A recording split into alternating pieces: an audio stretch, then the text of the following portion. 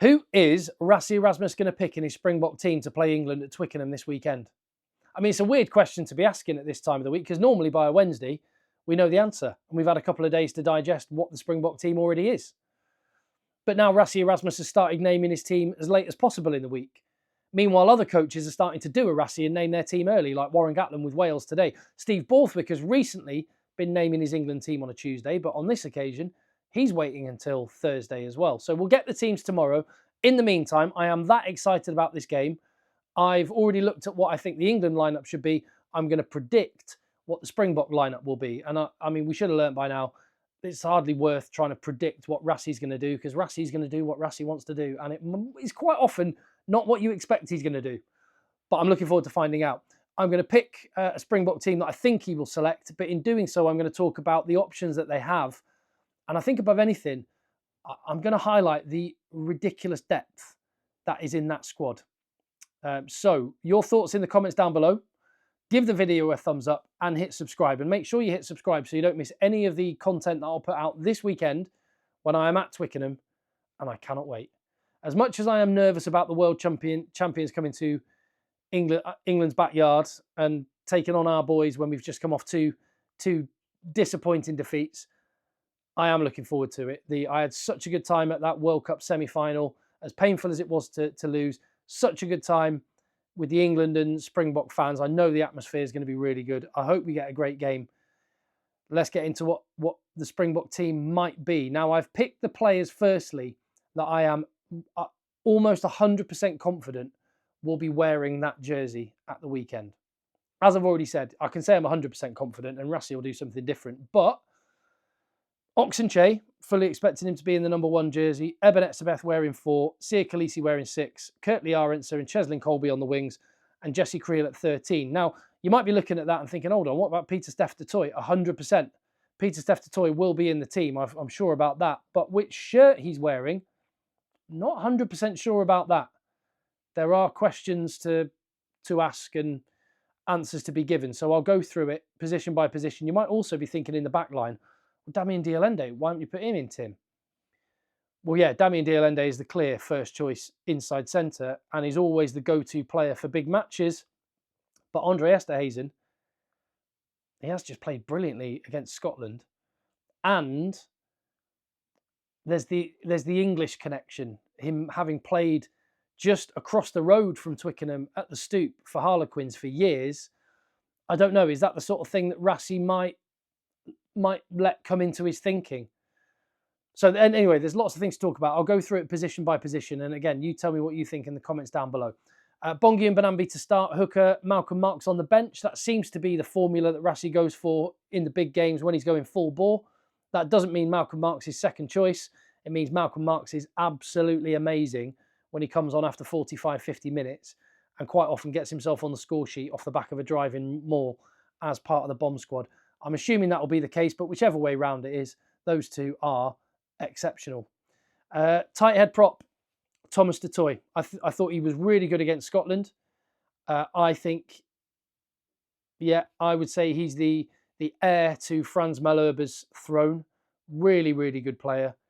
And I've gone for Vincent Koch on the bench, who does such a good job from the bench, specifically Gerhard Steenekamp to continue at loosehead prop is what I'm thinking.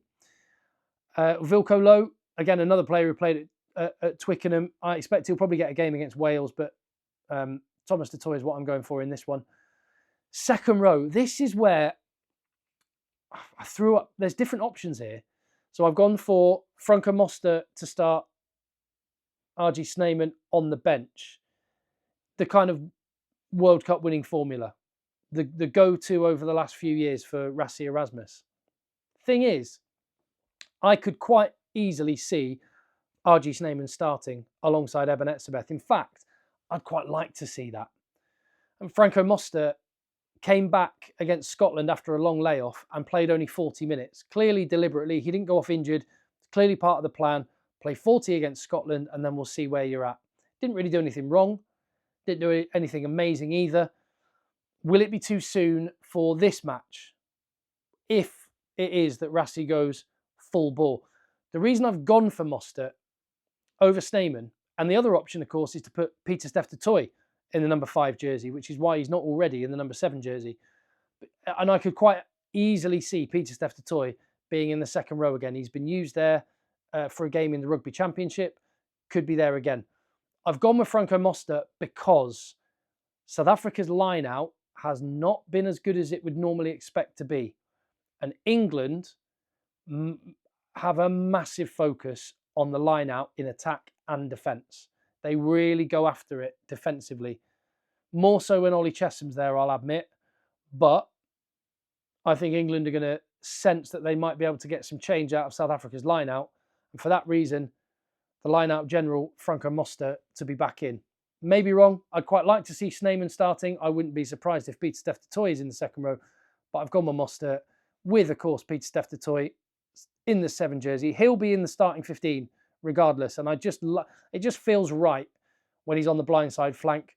Elric Lowe on the bench. Natural player to come on. Can cover second, but mainly back row.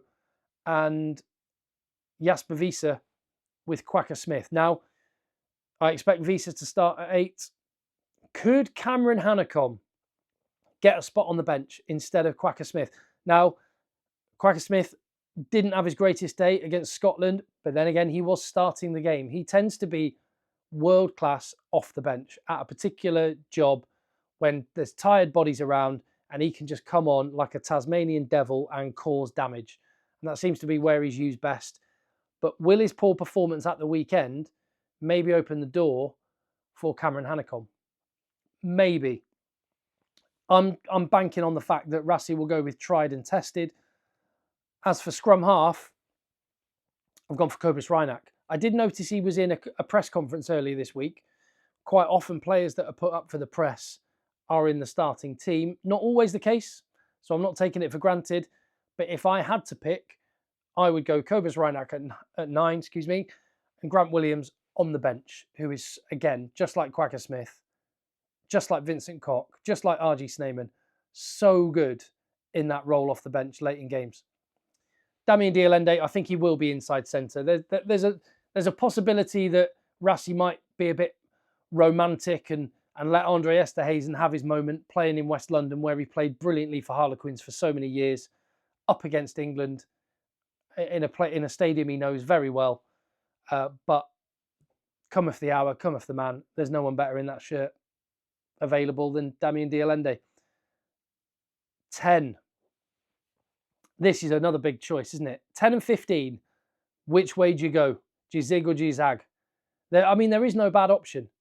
I've just gone with Marnie Libok. That last game against Argentina at Mumbella, Nelspruit. He was so good. He was so good, was Marnie Libok. And the insurance policy of Andre Pollard on the bench means that if it tightens up, much like in the World Cup semi-final, if it tightens up, if it needs someone to come on and just control the game, kick the points, you've got the man that can do it. And I just feel that way round is a better balance than the other way round. Because if Pollard's not having a great day, then you probably need someone that can come on and slot some goals or tactically kick. Marnie Libok, that doesn't play to his strengths. Whereas if it's not going well for Marnie, you can change the way you play with Andre Pollard. But South Africa have got some mint backs. So, and if he can pull out a performance, then... And with that in mind, with the going for the jugular attack, I've gone for Apalele Fassi. Now, on fullback, the interesting point here is Willie Leroux, has he got 98 caps? So there's 2 games left in their November series, England and then Wales. And Willie Leroux needs 2 caps to get to a ton. I think he's got plenty of rugby left in him, and I don't expect that South Africa are going to move on from him. But come next year's Rugby Championship, you will have Damien Willemse and Apalele Fassi fit and firing and available. Probably Sasha Feinberg and Gomazulu back by that point. Willie Leroux starts to get nudged out. I wonder if Rassie just thinks, get him his 100 this November, and then there's no sentiment moving forward. But I'm banking on the fact that Rassie is just single-minded focused on the team and winning, and isn't thinking about whether someone's got 100 caps or not. I don't know. But for that reason, the 100 cap thing, I think Villiers Leroux could be involved either starting or maybe in a 5-3 split on the bench. Possibly. I'll be interested to know what you think. If you think that that might be a factor. Excuse me. Also, I've been out in the cold all day today, coaching my university team and shouting and stuff. So that's why my voice has gone and my throat's a bit tight. It's cold. It's got cold, which is good for England. We like these kind of conditions this time of year. Now, this is the England team that I picked in a video that I did previously on the channel the other day. And what I thought I would do, this just kind of highlights the depth of South Africa and the challenge that is facing England. So that's the South Africa team that I've just picked. Tell me if you agree or disagree. This is the England team that I picked. Actually, I don't know why it's got that. I've got Freddie Stewart at fullback. I actually picked George Furbank at fullback, but I said that Freddie Stewart could play there. Anyway, it doesn't matter. That's not the point. The point is, here is a team. Take the England team I picked the other day and put in South African players that aren't even involved in this 23-man squad. So guys that are in the South Africa squad in England now, not involved in the 23-man squad that I've predicted, but I think would get in to an England starting 15. I think Wilco Louw would get in. I think he's the only forward out of the players I haven't already picked. But I think all those guys, Mapimpi, Esterhuizen, Moody, Leroux, would get in ahead of the England opposite number that I picked. That just goes to show the challenge that is facing England. What's that? 6 guys out of the 15 who I've not even put in the South Africa 23, I think would get into the England side. And if you also take the guys that I haven't picked in the South African starting 15, so I'll include these guys on the bench as well, then I think it looks more like that.